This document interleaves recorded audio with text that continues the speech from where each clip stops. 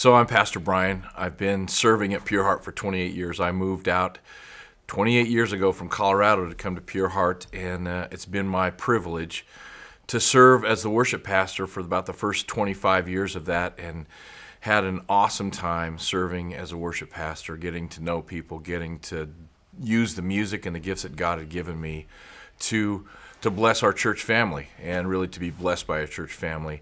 When you lead a worship team over 25 years, there's lots of challenges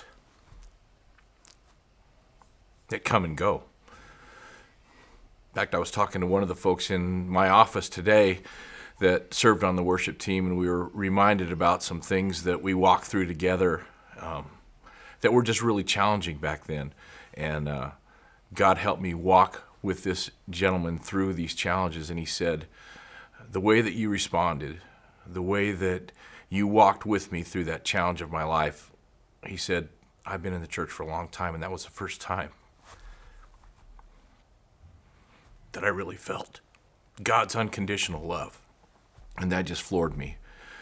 And being able to minister to people and help them walk through things and all the challenges that come with working with a worship team and band and people in general, it can be very taxing. And I knew some of those things. I felt some of those things, but I think I just kind of also just said, well, this is what God's called me to do, and I'm going to do it. And I'm just kind of a go forward, make it happen kind of a guy. And along that journey, we had some real challenges in my family. In 2011, my father passed away from cancer, and it was just a super challenging time in my life.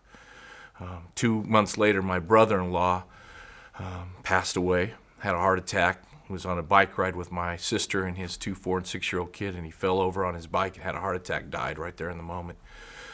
My best friend that I went to high school with and hung out with for years died of pancreatic cancer a month after that. And during that time, my brother, that I grew up doing everything with, was diagnosed with melanoma cancer. And in about a year's time after that, he would pass away. And those were just some really challenging, it was the most challenging moments of my life. And just to try to figure out how to reconcile that and how to minister to my family through that. I ended up speaking at my dad's funeral. I did my brother-in-law's funeral. We opened up that service with his oldest son, my nephew, and myself singing, "How Great Is Our God." That was very challenging. Then I did the service for my brother, David.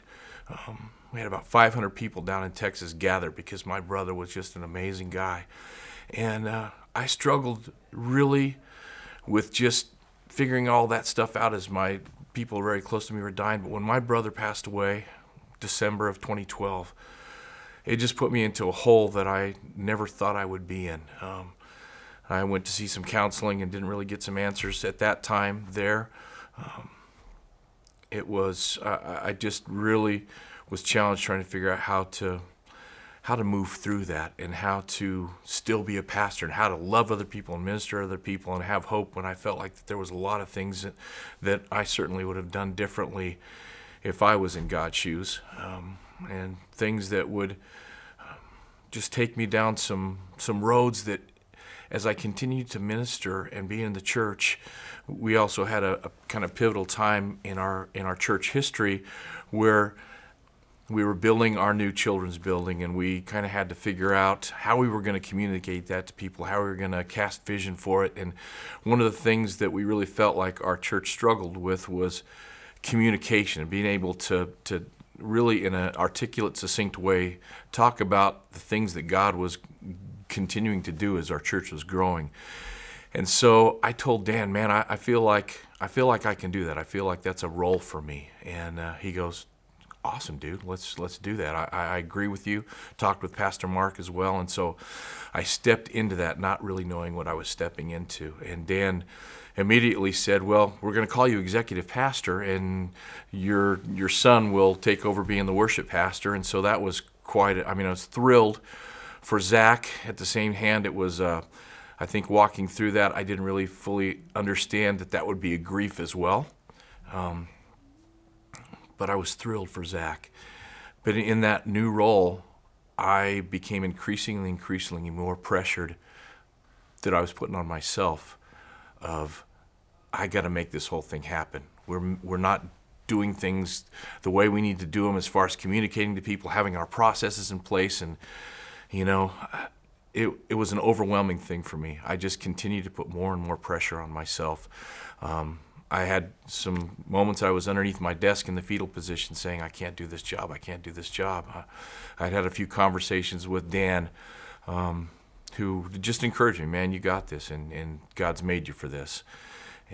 But I would even tell my wife that I can't do this. I can't figure out how to do this. I feel like there's so much pressure and I can't figure out how to make it happen. It was one of the big things for me. I got to make it happen, right? Don't allow God to actually do it. I'm going to make it happen. Well, I started having some, I guess what you'd call them is suicidal ideations. I started thinking about driving my truck off the road. It would just be, I could not feel that pressure anymore if I would just drive the truck off the road into a tree. I started having some of those kind of thoughts. I didn't mention that specifically to Megan, but she could see how depressed I was, and the depression was getting worse, and family members were noticing it. And, family members would be asking other family members, what's going on with Bryan? We'd go on vacation out to California, and my wife's dad would ask, what's going on with Bryan? What's going on? And I didn't have answers. I couldn't figure out how to get out of this depression that just kept consuming me more and more all the time. I went to a meeting at my son's house for worship leaders on a Saturday morning, December of 2018. And at the end of that meeting, it was just like, oh my gosh, I can't do another meeting. I need to get out of this. And I wanted to figure out how can I go sell copper fixtures at Home Depot. But in that moment, apparently as I got ready to leave, held both of my grandkids, Zeke and Addie, Zach's and Kendra's kids, and I just hugged him and said, man, just no matter what happens, know I love you. I kind of remember doing that, but don't really remember doing that. My wife was with the rest of my family. They'd left for the zoo that morning, so I knew that my house was empty. I knew I was going back home to an empty house. As I drove away from my son's house, I said, today is the day. Today is the day that I stop the pain. I stop the stress. I stop the feelings of disappointment. I'm not living up. I'm not being enough. And I got home. I went to my gun safe and pulled my handgun out. And I held it to my head. And I got ready to pull the trigger. So Saturday morning, December 2018, we had a worship leader meeting at my house, and my kids were there running around with my wife kind of in the background, but all of us worship leaders were in the kitchen just meeting, going over strategy of like what's the next year going to look like and vision for the future.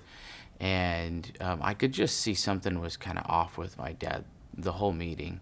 And when we all left, my wife and kids actually packed up, and they left before, and they went down to the Phoenix Zoo with the rest of our family. We had family in town, and so they were all going to do that. And so I knew my dad was going home alone, and I was going home alone. And when he left, he embraced my son and my daughter, Zeke and Addie, in a way that just was off. Like he held them, and as he held them, he squeezed them tight, and he said, no matter what happens, know that I love you. And he kind of did something similar with me, and I just felt like Holy Spirit like freeze time and say, this is a moment you need to pay attention to what's going on.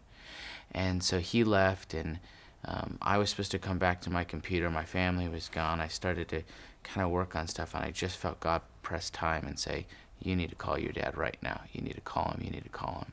And so I texted my wife, and I said, something's going on. My dad was really off for some reason at the meeting. I'm going to call him right now, but would you just be praying? And so she actually At that time, she reached out to the whole family, and they started praying. And my mom could sense something too, and so she led our entire family and extended family that were in town in the parking lot of the zoo in a time of prayer for something. We just knew something was happening. And so as I dialed the phone for my dad and I answered the call, he had the gun to his head that I'd picked up the phone and called him. And I just felt this Holy Spirit prompting, like, you need to call him now. And right as I picked up the phone, I said, Dad, what are you doing? And he told me what was going on. And I said, I know. God showed me this was going on and I needed to call you. Don't do it.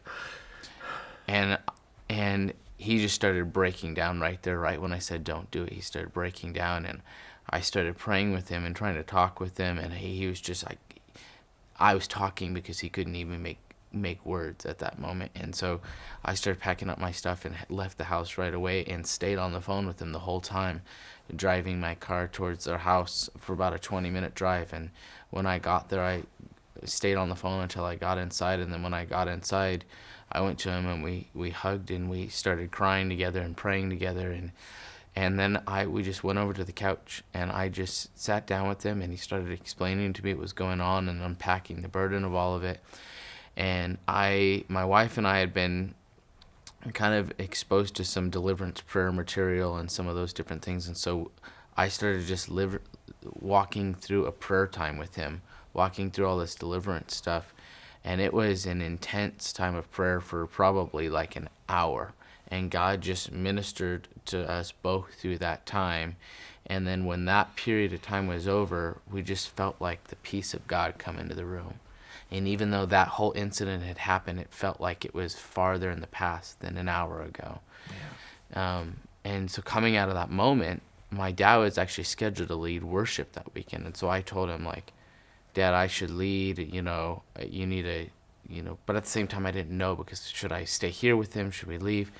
And he was like, I can do it. And so he, in that same mentality of some of the things that got him into this place, started just pressing in, I'm going to go lead worship. And so he went and led worship that night. And they ended up meeting with Pastor Dan after and sharing with him what was going on. And my sister was a part of that. But through the whole time of worship, my mom and I and some of the family, we started putting together plans for a worship and prayer night that night after. And so after he came back home with my mom, we had a bunch of family and friends that we've been in relationship for most of my life, that we used to be in small groups as children with. All those people came over, and we just gathered together and started worshiping and praying.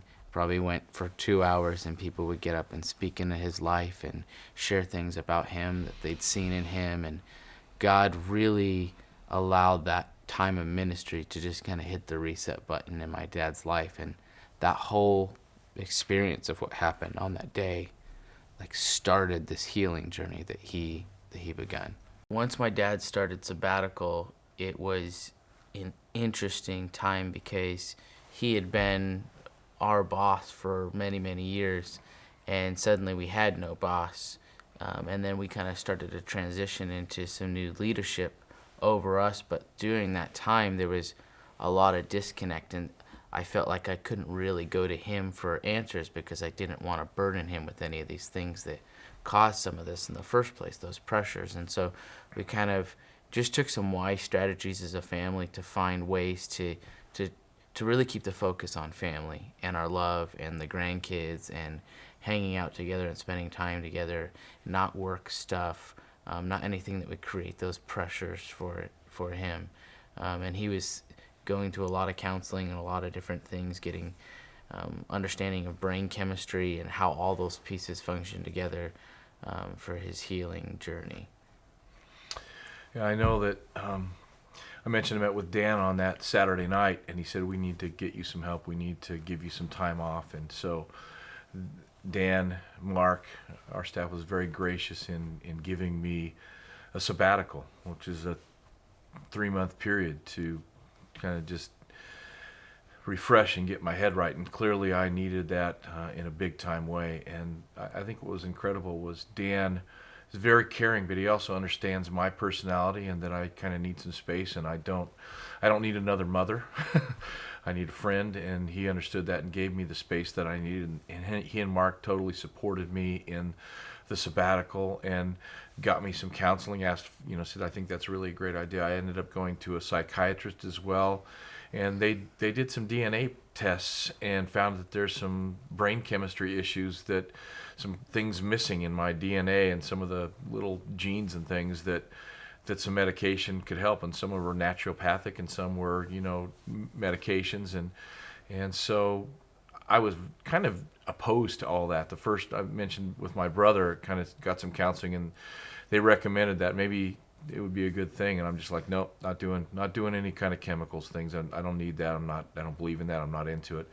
Well, at this juncture in my life, that wasn't working very well. So I embraced that, and I really found some incredible. I learned some things for sure about that, and ended up getting on a couple different medications that really normalized my brain chemistry, and talked a lot to Brenda. Was our counseling department was incredibly helpful with getting some of those things orchestrated and organized in my life, and I found a counselor that I saw very frequently for the first 3.5, 4 months of that, for the first sabbatical, and then even after that, that was instrumental in helping me. He was a pastor that actually had struggled with this in the past in his own life, and now had become a counselor, and talk about a perfect match. And this individual, this counselor, helped me tremendously. I mean, God used him so much in my life. It was really an amazing thing. The other aspect that Zach referred to is my family gave me space.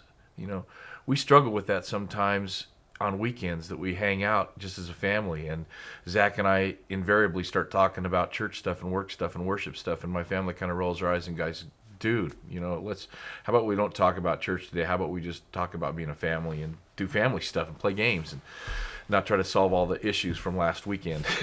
So they were incredibly gracious to me with, we're not bringing any of that up. My wife stepped up and, was my champion. And I'm in our family, I'm the champion. I'm the protector. I'm the one that's taking care of my wife. And, and I got just my mindset about what a husband is, a protector of his wife.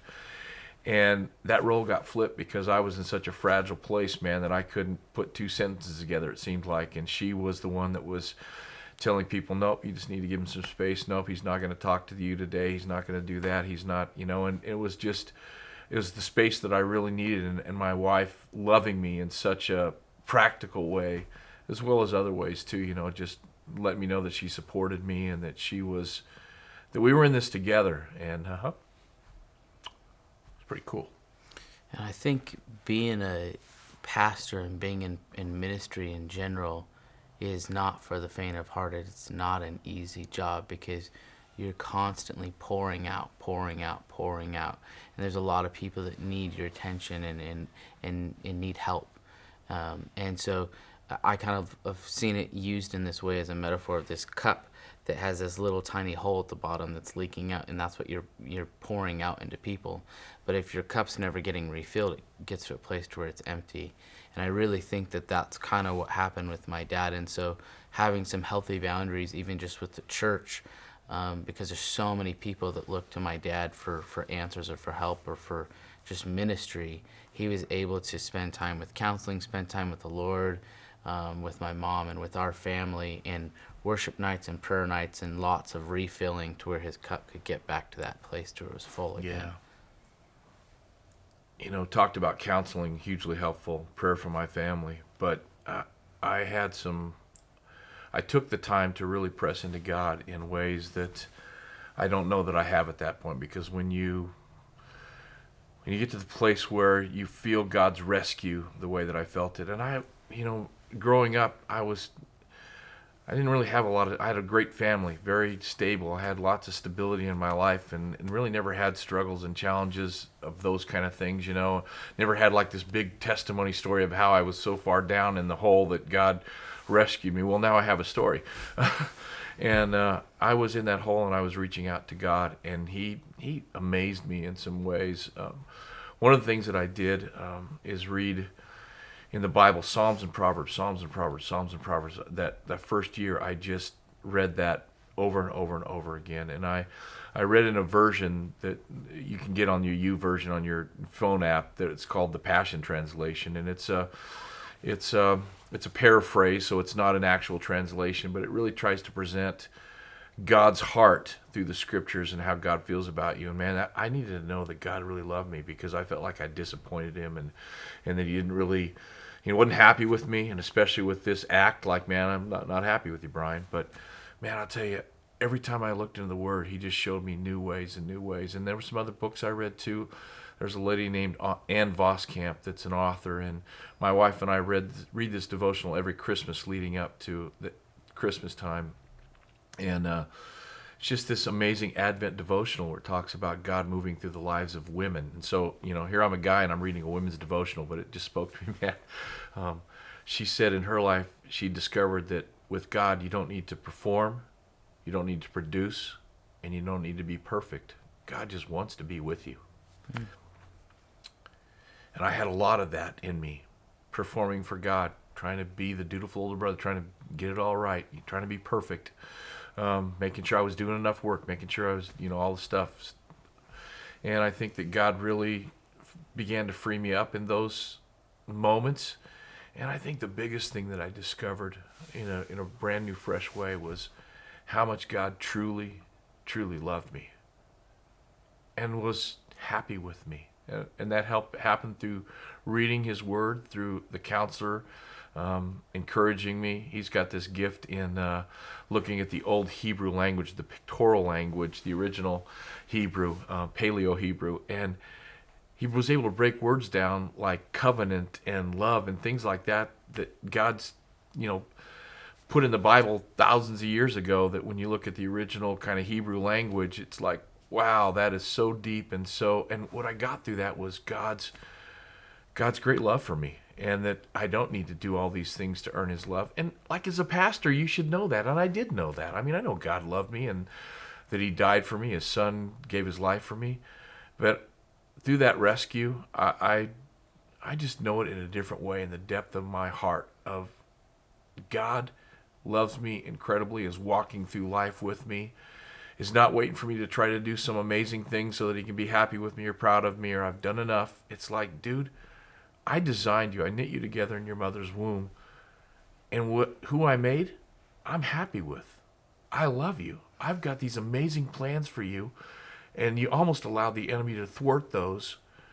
But I've still got lots of stuff for you to be. Not to do, to be. To be with God. And the role that I have currently on our staff as an executive pastor, getting to actually do the thing that God and Dan really wanted me to do, not try to fix everything, solve everything, make everything work, but actually just shepherd our staff, to care for our staff. And so I meet with, we got 57 staff members, pastors and directors and admins that I get to meet with on a monthly basis, and just share life with them, to pray for them, to tell them what God has shown me, to ask what God's showing them, and we learn from each other. And it's just it's an amazing time, and I see God using my life in a way I never really expected, because I always thought it was about all the stuff that I can do for you, God. I can play the guitar, I can sing, I can, whatever. It's like, just be who I've made you to be, and I'm going to show you how that's enough. With God's love and friends and family and community around me, loving me, God brought healing to me. And then even more than that, he said, you have a role. You have a role at the church, and it's not the role that you thought it was, or that you, in your mind, you had thought this is what Dan needs from you, because this isn't what Dan needs from you, clearly. And Dan sat down with me and really clarified, man, I think that you just need to care and shepherd and pastor our staff. That's what you actually have been doing for years while you've been worshiping and all the other things.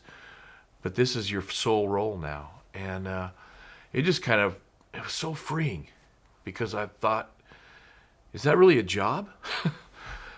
But as I've walked through the last almost 2 years of doing that, it's been so rewarding, so gratifying. I've got to share my story with a number of people I don't share it all the time. I'm not wearing it on my sleeve like, here, I'm the pastor that is the poster child for suicide. That really concerned me, to be very honest with you. I'm like, I don't want to be that guy. And Brenda said to me, well, we're all that guy. It's so important to know that we all need that help. And as I've been able to minister to different folks on our team and even people outside, it's just been amazing to see how God has used the brokenness and the quote-unquote failure in my life to bring him glory and to help other people. And I always thought as a pastor that it was like I had to be all these things to all these people, and I had to perform, as I mentioned earlier, and I got to be this guy that can say, like Paul, follow me as I follow Christ. Well, what that really means is I put my pants on one leg at a time, just like everybody else. And even though I'm up on the platform for years leading worship, and people think what they think about that, where Dan and I and whoever else, how we live our lives, we're human. We're like everybody else. And to discover that God wants to not that he doesn't want to use the strengths in my life, because he does, but he also wants to use the weakness and the brokenness in my life. People can relate to that more than the strengths. Oh, I could never play the guitar like him. I could never whatever, fill in the blank. But there's a lot of people out there, a lot of you, that maybe are having those doubts and those questions going, man, I feel that way. I felt that way. I got to, with my wife, we presented this story at the Resilient Church Conference last year, February of 2019. Brenda and Dan came and asked me and said, would you be willing to share that story? And I'm like, I didn't know if it had been, if I was ready yet, I guess, quite frankly, because it had been just a little over a year. But we said yes, and we presented our story during that conference. And here's one of the craziest things that happened. We all hit COVID this last year. And so one of the things we did as a church is we reached out to everybody that called Pure Heart home. We made phone calls, thousands of phone calls. All of our staff got involved, and we wanted to reach out and see how people were doing. And in the process of those phone calls, so a lot of people I knew, people I didn't know, called this one lady, and she said, I don't go to your church. And I said, well, how did you, I'm involved with School Connect. I know Tracy Beal, and I love what you guys are doing in School Connect. And it's so cool that you guys are reaching out and calling everybody during this COVID time and seeing if we're okay and how things are going. She said, I'm also involved in the Resilient Church. I know Pastor Sang Hoon that was, partners with Brenda and with your church to do that conference every year. She said, last year I was at that conference. She said that couple that shared their story, it was unbelievable. It changed my life. I was really struggling with some things, and to hear that couple share that was amazing. And I said to her, I'm that guy. Hit my heart, with Brenda. I don't want to be that guy. Tell her I'm that guy. And it felt so gratifying to know that I'd helped her. And then when I said I'm that guy, she talked about, she opened up even more, like, wow, well, let me tell you how your story's impacted not only me, but the people that I work with. As I've shared that story and talked with them, it opened the door to be more honest about some of those things. It was, I know that God, not just for me, but for every one of us, wants to use the stuff in our lives, wants us to be in community, wants us to be around each other, loving each other, asking the tough questions. And when we see somebody struggling, don't just go, well, they're having a bad day. Like, maybe care enough to actually ask what's going on with them. And pray that God would lead you in that conversation, that they'd be honest enough to tell you. And that happens out of relationship. That doesn't just happen because you see somebody. I've had great opportunities to minister hundreds of people in our church. And it's because of relationship. It's because of asking those questions, caring about people. New people come to our church and they go, man, I just want to try to meet people. I want to get some friends. Well, here's how you meet friends: is you be a friend. You care for other people. You get involved in their life. You get involved in a Pure Heart crew, and you get to know people. You share life with them. Because when you share life, that's when God uses everything that you've been through or that you're going to go through to encourage and bless other people. And I can't tell you how gratifying that is. There's part of me that wishes I would have never had this happen in my life. It did. And I am so grateful. God didn't cause it. God used it. My choices and his redemption and his rescue and his love. That's why I get to do what I do on a whole new level, because of I know his rescue and his love for me, and I get to give that away to other people and encourage them. And that's what gets me up in the morning. I love it. I love it.